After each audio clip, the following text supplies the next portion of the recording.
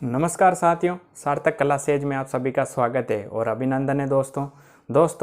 राजस्थान का अगला पंचपीर पढ़ते हैं आज। अगला पंचपीर कौन सा है? पाबूजी राठौड़। अगला पंचपीर कौन सा है? पाबूजी राठौड़। दोस्तों, इनको मारवाड़ में सर्वप्रथम ऊँट लाने का श्रेय जाता है। और तो इनका जन्म इनका परिचय क्या है? तो इनका जन्म कहाँ पर हुआ था?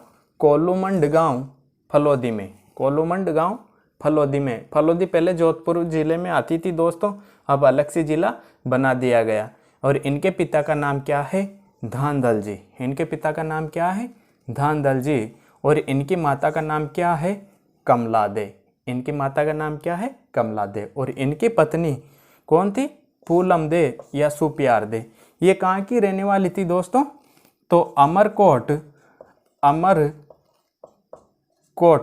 पाकिस्तान की। ये कहाँ की रहने वाली थी? अमरकोट पाकिस्तान की। और इनकी घोड़ी कैसी थी? केसर कालमी। इनकी घोड़ी कैसी थी? केसर कालमी। और इनको लक्ष्मण का अवतार माना जाता है। तो पाबूजी को किसका अवतार माना जाता है? लक्ष्मण का। और इनका प्रतीक क्या है दोस्तों? भाला लिए हुए अश्वारोही। इनका प्रतीक क्या है? भाला लिए हुए अश्वारोही। और इनका मेला कब भरता है?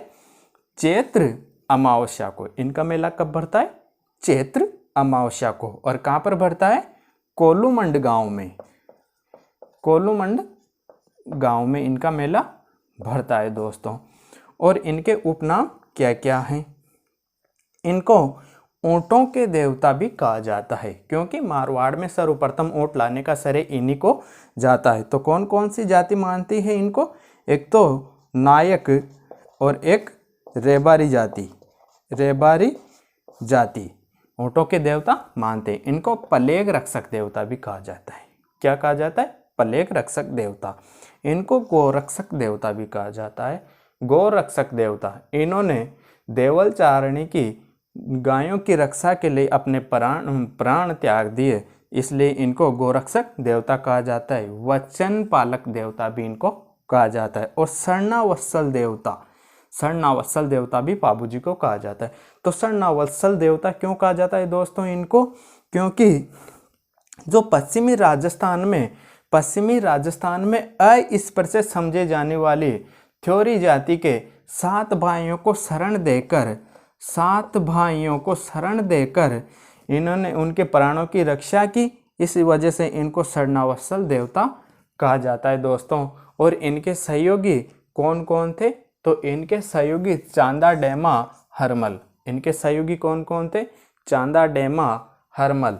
और एक इनकी जीवनी लिखी थी दोस्तों। इनके जीवनी का नाम क्या है?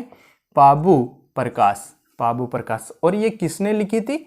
आसिया मोड़ जी ने। तो पाबूजी की जीवनी का नाम क्या है? पाबू प्रकाश। और इनकी जीवनी किसने लिखी? आसिया मोड़ जी ने।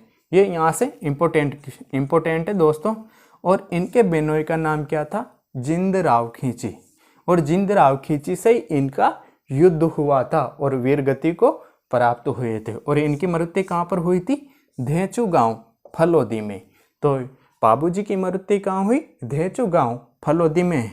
और इनकी सबसे लोकप्रिय फड़े, तो जो फड़ में इनका वाद्य यंत्र का प्रयोग किया जाता है वो कौन सा वाद्य यंत्र? रावण हत्या वाद्य यंत्र। और इनके भोपे या अनुयायी कौन सी जनजाति के होते हैं? नायक या थ्योरी जाति के इनके अनुयायी होते हैं। और दोस्तों, इनके जो अनुयायी होते हैं वो 3.5 फेरे लेते हैं शादी में। 3.5 फेरे लेते हैं शादी में। कितने फेरे लेते हैं इनके अनुयायी? 3.5 फेरे। क्योंकि इन्होंने भी 4 फेरे ले रहे थे दोस्तों, चौथा फेरा चल रहा था, तभी इनको सूचना मिली कि देवल चारणी के पशुधन की रक्षा करनी है। तो तभी ये 3.5 फेरे 4 फेरे भी पूरे करने किए, उसके पहले ही वहाँ से उठ आए थे। और दोस्तों, इनका जो इनकी आराधना में थाली लोक नृत्य किया जाता है। तो इनकी आराधना में कौन सा नृत्य किया जाता? थाली लोक नृत्य। तो एक इन्होंने देवल चारणी के सम्मान की रक्षा भी की थी दोस्तों। तो ये थे हमारे बाबूजी राठौड़। दोस्तों आपको सभी को समझ में आया होगा।